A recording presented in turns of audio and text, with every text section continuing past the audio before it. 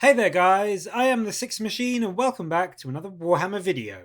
So we're back with the Tyranids yet again, and yes, as I've said before, if you have seen the leaks and read the codex, this won't be anything new for you, but for those of you that haven't read it, we have been shown off by Warcom today the brand new and, I will be honest, utterly bonkers for an infantry gun, new Fleshborer profile for the Tyranid Termagants. And these previously never taken guns, because Devourers were just plain better, are now probably going to be the auto pick for Termagants in the new codex, thanks not only to the huge buff that they've received, but also to Devourers getting a bit of a nerf. Gone is the bolt pistol profile of a 12-inch range, strength 4, no AP and 1 damage gun. Now they have an almost Tau pulse rifle level stat line of an 18-inch range, assault 1, strength 5, minus 1 AP and 1 damage. So yes, they can actually kill stuff with Fleshborers now. It is, let's be honest, a mind-bogglingly good stat line for what is essentially meant to be a pretty crap gun when you compare it to things like bolt guns and all that kind of stuff. It's meant to essentially be the las gun of the Tyranids, so the fact that this has got such a monumental buff is quite mind-blowing to me. And I mean, if you compare it to not even just the regular bolter, but the bolter's big brother, the bolt rifle, yes, you are losing a bit of range, going down to 18 inches instead of 24, but you are gaining an extra point of strength, and you can advance and shoot them. It really is a genuinely terrifying prospect, the idea of 30 Termagants blasting into your squad of Marines with these guns now. And I mean, yes, sure, they're not dire Avengers, they're not going to wipe out an entire squad in one volley, but on average, 30 Termagants now will put about 5 wounds into a Marine stat line compared to the 2.5 they did with the old profile, so they have effectively got double the damage output compared to before.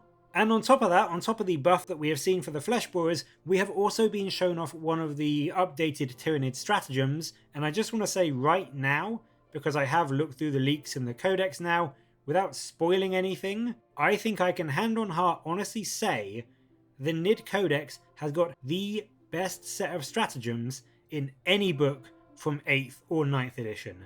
There are just so many powerful, fluffy, fun, useful, tricksy abilities that you can pull off with them, and every single one that I've read has got at least some use. And some, like the 1 CP strat to potentially do D3 plus 3 mortal wounds on the charge, are also not just fun, but mind-blowingly strong.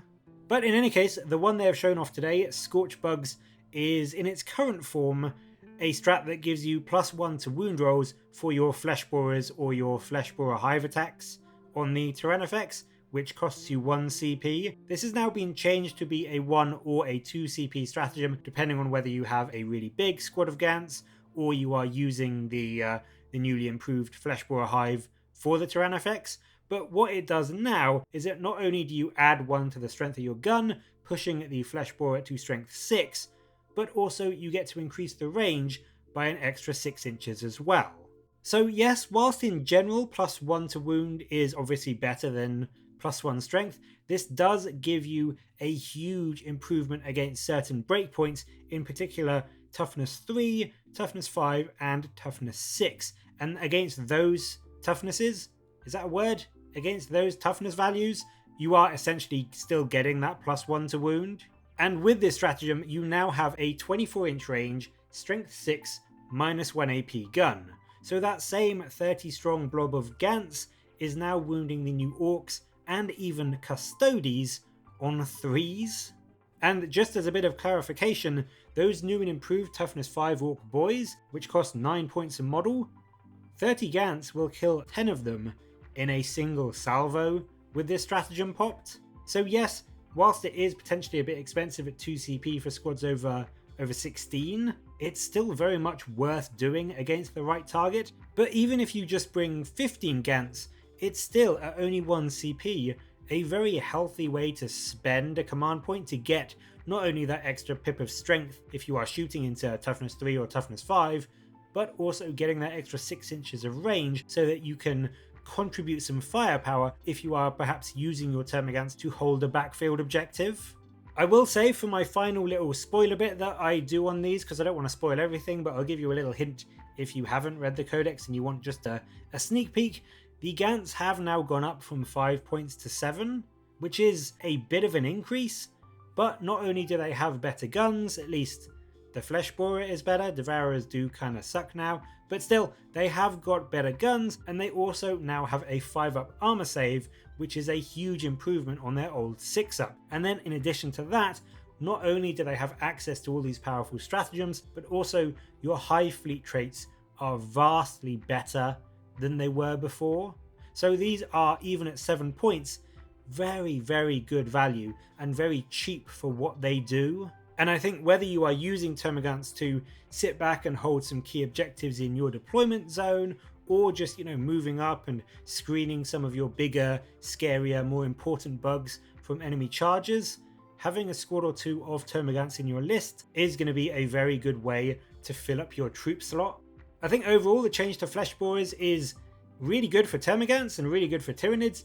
It's a bit baffling for me personally, because Fleshborers for me should be sort of at the level of lasguns and bolt pistols, so it does kind of worry me as to what we might see for the Astra Militarum and their lasguns when they get their codex, and also any potential Space Marines 2.0. The power creep on the Fleshborer alone is quite worrying in my opinion, but as I said, for a Tyranid player you are going to love it. Fleshborer Gants are very much back on the menu.